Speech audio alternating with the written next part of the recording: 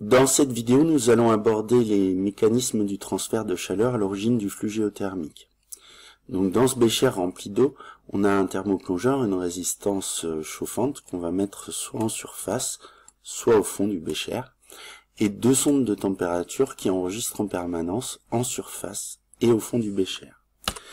Lorsqu'on met le thermoplongeur en surface, on observe que la température de surface augmente de façon importante, alors que la température du fond augmente très lentement. L'écart de température entre la surface et le fond devient de plus en plus important. Donc cet écart, c'est le gradient thermique, qui va être de 5 degrés par centimètre en fin d'expérience. Dans la deuxième expérience, le thermoplongeur est placé au fond du bécher. Dans ce cas-là, la température en surface augmente aussi efficacement, aussi rapidement que la température au fond du bécher.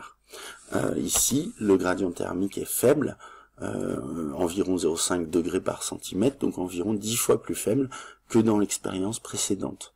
Donc dans cette première expérience, le transfert de chaleur est très lent, puisque le fond se réchauffe lentement, alors que dans cette expérience, le transfert de chaleur est rapide. La surface, lorsqu'on chauffe le fond, se réchauffe rapidement, elle aussi, et du coup le gradient thermique est faible. Donc ça illustre les deux modes de transfert de chaleur à l'origine du flux géothermique. La conduction dans la lithosphère, dans la partie superficielle, donc avec un transfert de chaleur sans déplacement de matière, de proche en proche par agitation des atomes, qui est peu efficace, qui est associé à un gradient thermique élevé, et donc un transfert qui va être très lent.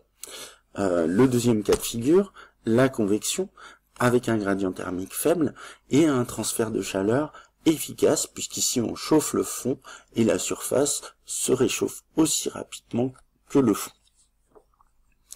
Donc cette convection, c'est ce qu'on observe dans le manteau asténosphérique et dans le manteau inférieur, est illustrée par cette expérience avec un même matériau coloré de deux manières différentes, qu'on va chauffer ici avec une plaque chauffante.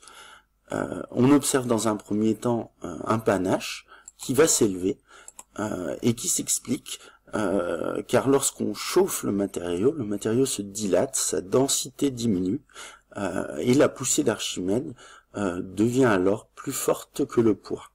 Donc le matériau s'élève d'autant plus lentement qu'il est visqueux.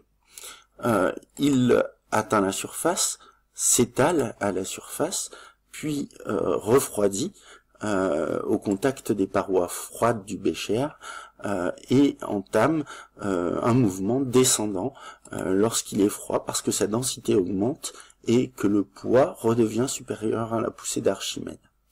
Donc on observe une cellule de convection, c'est ce qui existe dans le manteau avec des déplacements à l'état solide très lents, quelques centimètres par an, où la cellule affecte la totalité du manteau, où elle affecte une partie seulement du manteau.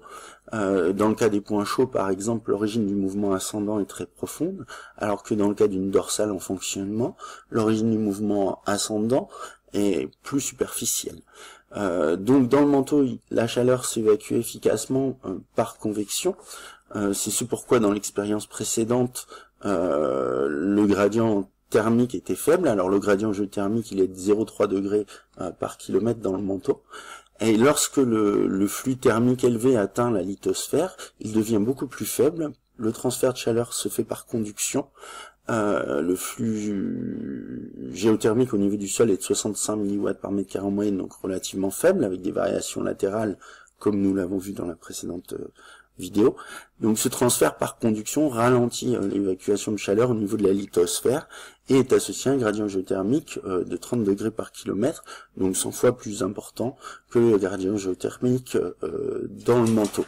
Donc dans l'expérience précédente, il ne peut pas y avoir convection lorsque le thermoplongeur est en surface, puisque la convection se fait par un mouvement ascendant.